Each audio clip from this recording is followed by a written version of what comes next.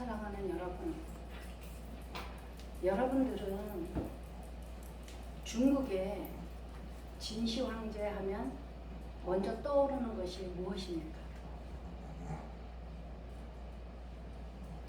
여러 가지 중에서도 아마 불로초라고 생각이 되어집니다.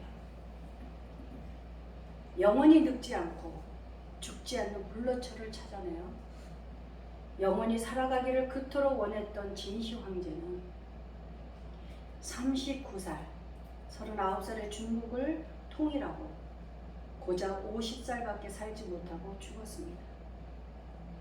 그가 살았을 때는 신처럼 살았지만 그가 죽었을 때는 신하들이 썩은 생선 냄새로 시신의 악취를 숨겼다는 것입니다. 그는 말년의 죽음에서 벗어나려고 불로장생 불로초를 찾기에 집착했고 미련을 버리지 못해 삼천 동자를 풀어서 동해 건너 지리산 위에서도 불로초를 찾았다는 기록이 있습니다. 진시 황제는 통일을 한 이후에도 가혹한 통치를 한 탓으로 멸망한 6개국 백성들의 미움과 증오를 받으며 수많은 암살 시도가 있었다고 합니다.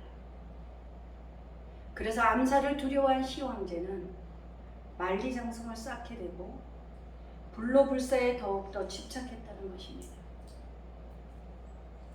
진시 황제는 수은을 불로불사를 위한 명약으로 알고 지속적으로 복용을 하면서 수은 중독으로 단명했다는 설이 있습니다. 수은은 장기간 노출되면 우울증이나 의욕상실 등 정신적인 장애를 유발하고 심한 경우에는 환각이 보이기도 하며 기억상실과 정신착란 등의 증상을 일으키는 독극물이라는 것입니다. 시 황제는 수은을 장기간 복용한 후유증으로 뇌가 제 기능을 못해 그의 삶 후반부에는 정신지체 장애를 겪었다고 합니다. 천하 통일을 한 시 황제는 불로장생을 꿈꾸었지만 모두가 허망한 것이었다는 것입니다. 인간이 인간의 한계를 깨닫지 못한다는 것은 참으로 안타까운 일입니다.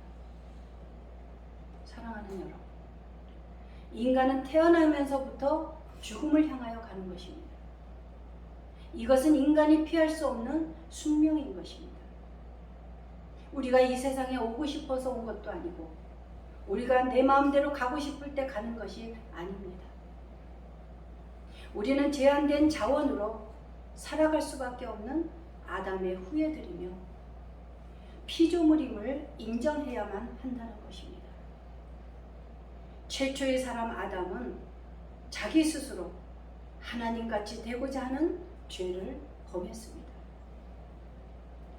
아담적 실존이란 인간이 가장 위대한 존재라고 생각하고 스스로 가지고 있는 힘으로 자신의 운명을 개척하고 살아가려고 하는 것을 말하는 것입니다.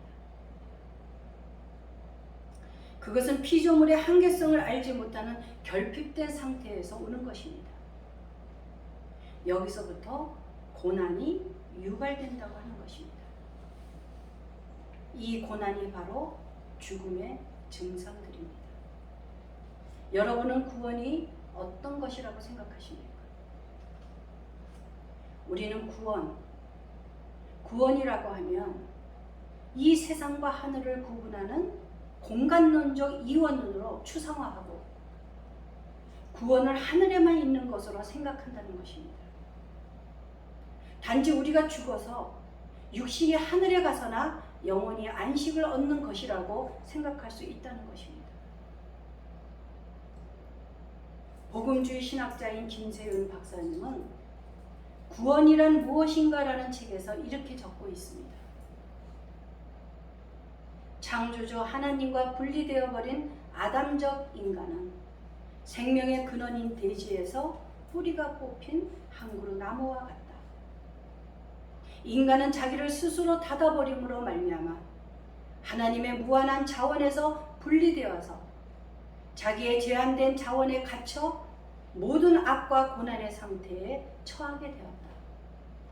그러므로 구원이란 이러한 악과 고난의 상태에서 해방되는 것이라고 말하고 있습니다. 우리들은 지혜가 부족해서 내일 무슨 일이 일어날지 몰라 불안해하고 문제 속에서 고난받으며 사랑이 부족하여 갈등 속에 살아가고 있습니다. 이러한 모든 고난의 상태에서 해방되는 것이 곧 구원이라고 정의하고 있습니다. 우리가 예수 그리스도를 믿음으로 구원받았다고 해서 끝난 것이 아닙니다. 구원이란 우리가 살아가는 동안 계속해서 이루어가는 것입니다. 오늘 본문 말씀 앞장에서 보면 예수님께서 병자들에게 행하시는 표적을 보고 많은 무리들이 예수님을 따랐습니다. 예수님께서는 첫 출애굽 구원을 기념하는 6월절에 광야에서 오병이어의 기적을 보여주셨습니다. 보리떡 5개와 물고기 2마리로 5,000명을 배부르게 먹이시고도 남은 조각이 12바구니나 되었다고 성경은 기록하고 있습니다. 이 기적을 본 유대인들은 당연히 예수님을 모세와 같은 선지자인 제2의 모세라고 생각했다는 것입니다. 예수 그리스도를 모세와 견주면서 모세가 이루었던 첫 출애굽을 재현한다고 생각한 것입니다. 예수님께서는 그들이 와서 자신을 억지로 붙들어서 자기들의 임금으로 삼으려는 줄을 아셨습니다. 그것을 아시는 예수님께서 다시 홀로 산으로 떠나가셨던 것입니다. 그 무리들이 계속 예수님을 찾아다니다가 예수님을 만나는 장면이 바로 오늘의 본문 말씀인 것입니다. 예수께서 대답하여 이르시되 내가 진실로 진실로 너희에게 이르노니 너희가 나를 찾는 것은 표적을 본 까닭이 아니요 떡을 먹고 배부른 까닭이로다. 그들이 예수님을 찾는 목적이 예수님의 뜻과는 다르다는 것을 지적하고 계십니다. 유대인들은 예수님께서 행하신 표적을 세상적, 물질적 관점에서 해석을 한 것입니다. 그들이 예수님을 쫓았던 이유는 신의 율법에 의한 사회 정의를 재현하는 메시아로 생각해서 예수님을 붙잡고 모세와 같은 지도자요, 세상에 오실 그 선지자로 알고 자기들의 왕으로 삼으려고 했던 것입니다. 그러나 예수님께서는 자신을 잘못 해석하고 있음을 말씀하고 계십니다. 이 땅에서 세상의 물질적 구원은 다시 배고프게 하고 목마르게 하며 너희 조상들은 광야에서 만나를 먹었어도 죽지 않았는가 하며 그것은 진정한 본질적 생명을 주지 못한다고 말씀하고 계시는 것입니다. 그러므로 인간이 추구하는 그런 구원은 진정한 본질적 생명을 보장하지 못한다는 것입니다. 그렇다면 진정한 본질적 생명이란 무엇이란 말입니까? 예수님께서 광야에서 굶주린 5,000명을 먹이신 사건은 예수님 자신이 인간에게 생명을 준다는 것을 표적으로 보여주셨다는 것입니다. 예수님께서는 그 기적의 사건이 하나님의 신비를 드러내는 사건임을 무리들이 깨닫기 원하셨던 것입니다. 당시에 예수님을 쫓던 많은 무리들은 세상을 구할 메시아를 간절히 기다렸습니다. 그러는 중에 오병이어의 기적은 그들에게 새로운 희망이었던 것입니다. 이 이적을 체험한 유대인들은 예수님이 세상에 오실 그 선지자라고 생각하고 그를 왕으로 추대하려고 했던 것입니다. 그들은 구약성경 신명기 18장 15절 말씀을 근거로 해석했던 것입니다. 네 하나님 여호와께서 너희 가운데 내 형제 중에서 너를 위하여 나와 같은 선지자 하나를 일으키시리니 너희는 그의 말을 들을지니라. 하나님께서 종말에 모세와 같은 선지자를 일으켜서 이스라엘에게 제2 출애굽 구원을 주실 것이라는 소망을 예수님이 이루리라는 표적으로 해석하였던 것입니다. 요한복음 6장 14절 그 사람들이 예수께서 행하신 표적을 보고 말하되 이는 참으로 세상에 오실 그 선지자라 하더라. 그러나 예수님은 그런 정치적인 메시아로 오신 것이 아니라 영생을 위해 오셨다는 것을 말씀하시는 것입니다.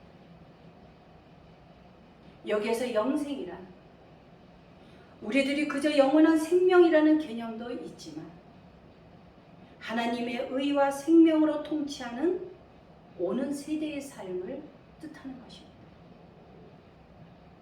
그 삶은 하나님의 부요함에 참여하는 삶이 되므로 신적인 삶을 말하는 것입니다. 그러니까 영생이란 하나님 나라의 참 생명이란 뜻을 강하게 가지고 있다는 것입니다. 그래서 신적 생명인 생명을 얻는 것, 그것이 바로 구원이라는 것입니다. 우리는 예수 그리스도를 믿으면 이렇게 하나님의 자녀가 되어서 아담의 숙명을 극복하고 하나님적 생명, 곧 영생을 얻게 된다는 것입니다. 누가복음 10장 25절에 보면 어떤 율법 교사가 예수님을 시험하여 이르되 내가 무엇을 하여야 영생을 얻으리이까 하고 질문을 합니다. 그 질문에 예수님께서는 내 마음을 다하고 목숨을 다하고 힘을 다하고 뜻을 다하여 주 너의 하나님을 사랑하고 또한 내 이웃을 내 자신같이 사랑하라는 그 말씀으로 대답해 주셨습니다. 우리는 남을 사랑하기 힘든 이기적인 속성을 지닌 사람들입니다. 그런데 그러한 우리들이 주님을 인격적으로 만나는 순간 우리들은 놀라운 사랑의 사람으로 변화되게 되어 있습니다. 마르키아의 프란시스가 처음 프란시스코 수도원을 열었을 때 많은 사람이 프란시스의 신앙과 인격에 감화하여 수도원으로 몰려왔습니다. 그런데 그 수도원에 도난 사건이 계속하여 일어났습니다. 그래도 원장은 이런 방구도 하지 않았습니다. 수도원생은 원장을 찾아가서 도난 사건의 주범을 찾아내지 않으면 수도원을 떠나겠다고 했습니다. 그러자 프란시스는 수도원생을 모아놓고 여러분, 도적질하는 사람을 찾아내고자 한다면 얼마든지 찾아낼 수 있지만 그를 찾아내면 쫓아낼 수밖에 없는데 그렇게 되면 그는 평생 수도원에서 도적질하고 쫓겨난 자라는 낙인을 가지고 살면서 소외를 당하고 사람에게 따돌림을 받으며 저주의 삶을 살아야 할 것입니다. 하나님은 그 사람도 사랑하시고 그 사람도 예수님의 보혈로 씻으시고 새롭게 하여 새 사람 만들어 주실 것을 믿습니다. 그때까지 조금만 더 참아주고 덮어주고 견디어 줍시다. 하나님께서 그를 고치실 것입니다. 라고 말했습니다. 이 말을 듣고 도적질한 수도사는 눈물을 흘리며 회개하고 끝까지 헌신하여 제2대 원장이 되었다는 것입니다. 오늘도 우리들이 용서하고 품어주는 사랑을 베풀면 우리들은 모두가 하나님의 신비와 생명의 기적을 보게 될 것입니다. 우리들은 우리를 보기에 마음에 들지 않으면 잠시도 기다려주지 못합니다.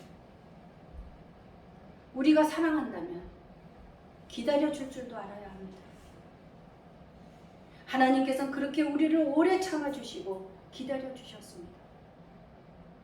주님은 저를 20년이나 기다려 주셨습니다.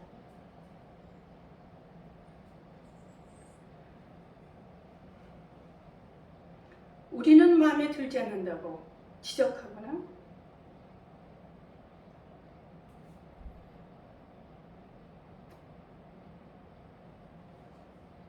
판단해서는 안 되는 것입니다.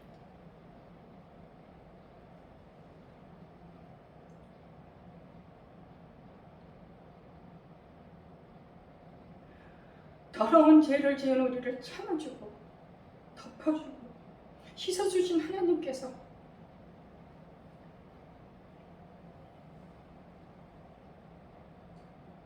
우리가 마음에 들어하지 않는 사람도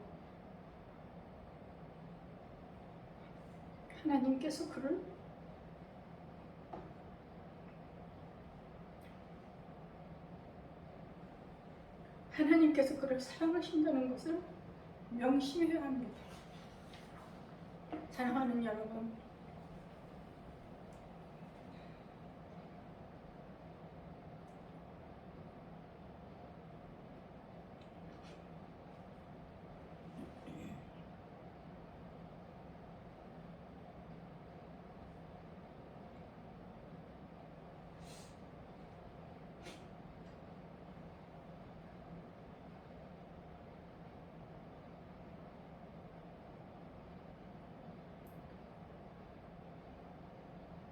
우리는 예수님을 믿기만 하면 영생을 얻게 되는 것입니다. 그렇게 될 때 우리는 천국에서의 삶만이 아닌 그리스도를 믿은 이후에 이 땅에서 죄와 사망과 권세로부터 해방된 자유와 기쁨으로 가득 찬 생명을 누리며 살아간다는 것입니다. 다시 정리하자면 영생은 미래의 영혼에만 일어나는 것이 아니라 이 땅에서 우리들의 삶 속의 모든 영역에서 나타난다는 것입니다. 그것은 우리의 육신의 건강과 원만한 인간관계와 사회 정의와 평화, 정치적 자유, 경제적 풍요등으로도 나타나고 내면의 평화로도 나타난다는 것입니다. 그것은 왜 그렇습니까? 예수 그리스도로 말미암아 하나님과 올바른 관계로 회복된 사람들은 하나님의 성령의 도우심으로 하나님 나라의 백성으로서 예수님께서 가르쳐 주신 하나님의 나라의 법으로 사랑의 이중 계명을 지키며 하나님의 자녀된 삶을 살게 되기 때문입니다. 그 이중 계명을 여러분들은 잘 아실 것입니다. 우리 엘린교회 표이기도 합니다. 하나님 사랑과 이웃 사랑. 요한복음 5장 24절에서 예수님께서 말씀하셨습니다. 내가 진실로 진실로 너희에게 이르노니 내 말을 듣고 또 나 보내신 이를 믿는 자는 영생을 얻었고 심판에 이르지 아니하나니 사망에서 생명으로 옮겼느니라. 하나님께서 우리에게 요구하시는 것은 오로지 예수를 메시아요 하나님의 아들로 믿는 것입니다. 우리는 예수 그리스도를 믿음으로 말미암아 신분이 바뀌고 사망에서 생명의 자리로 옮겨졌다는 것입니다. 신약 성경 복음서 중에서 요한복음의 특징이 있습니다. 예수님의 존재를 나타내는 에고 에이미가 나오고 있습니다. 신약 성경 요한복음의 헬라어 본문에서 주님이 사용하신 총 24번의 헬라어로 에고 에임이라고 하는 것은 영어로 I am입니다.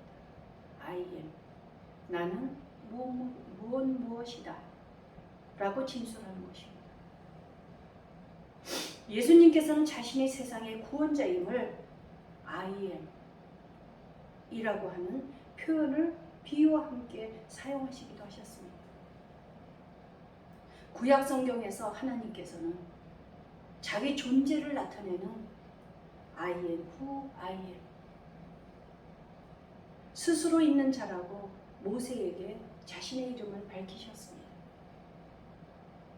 나는 나다.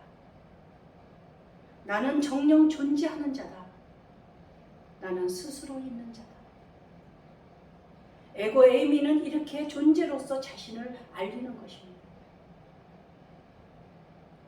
나는 생명의 떡이다. 나는 세상의 빛이다. 나는 양의 문이다. 나는 선한 목자다. 나는 부활이요 생명이다. 내가 곧 길이요 진리요 생명이다. 내가 참 포도나무라고 예수님은 스스로를 그렇게 진술하셨습니다. 오늘의 본문 말씀에서 나오는 것이 바로 그 첫 번째 에고 에이미입니다. 나는 생명의 떡이다. 바로 예수님이 우리에게 영생을 가져다 주는 하늘로부터 오는 떡이라고 하는 것입니다. 이제 진정한 본질적 생명에 관하여 33절에서 말씀하십니다. 하나님의 떡은 하늘에서 내려 세상에 생명을 주는 것입니다.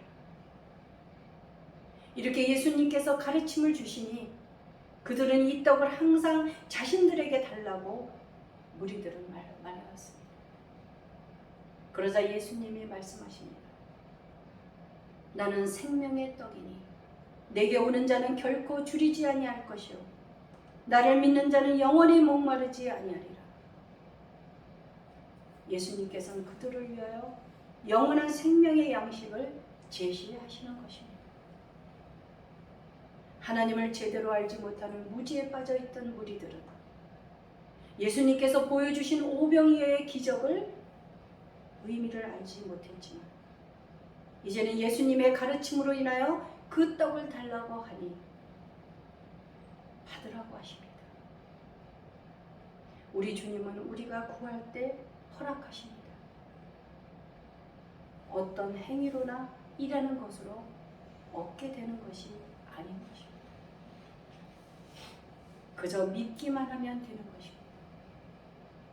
그것이 하나님의 선물이고 은혜이니 감사로 받으면 되는 것입니다.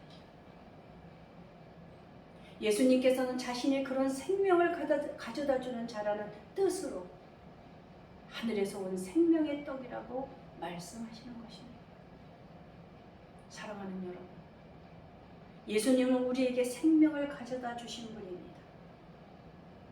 하나님께서는 우리들이 그분 안에서 영생을 맛보고 누리는 우리 모두가 되기를 원하시는 것입니다. 기도하시겠습니다.